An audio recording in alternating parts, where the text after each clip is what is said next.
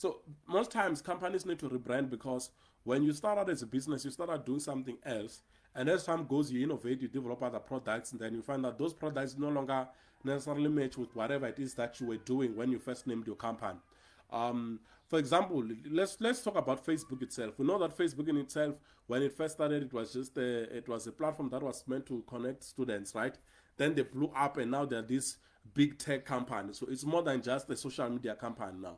So it makes sense to change it from Facebook Inc. to Meta, because to say there is a bigger scope here beyond this one product that people are familiar with. So I think it's necessary to do that. So for most companies, you need to do that to say if you grow beyond your initial product, you might need to look at your branding.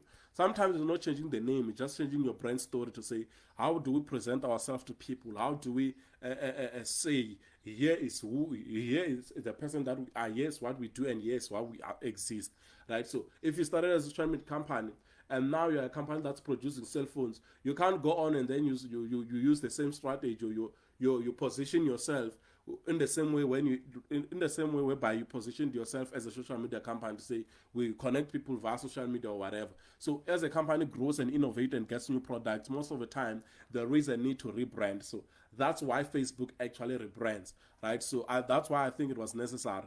And companies sometimes you find that you will start doing something and it doesn't work out, and then you change completely. That in 5 years time what you're doing is not what you thought you were going to be doing when you started. I don't know if this makes sense, but you experience this with most companies. So when you start out, you think this is what you want to do, you get into the market, you realize the market is saying this thing doesn't work, so then you are forced to innovate and come up with a new product or service. And then you do that, and after doing that, you find that after some time you then need to do a whole rebrand, because what you're doing now is not what you thought you were going to be doing when you started out. So those are some of the reasons why you need to rebrand. But for the most part, it's growth. As you grow as a company, you need to rebrand, because basically a brand is how you perceived by people. So you need to change how people perceive you.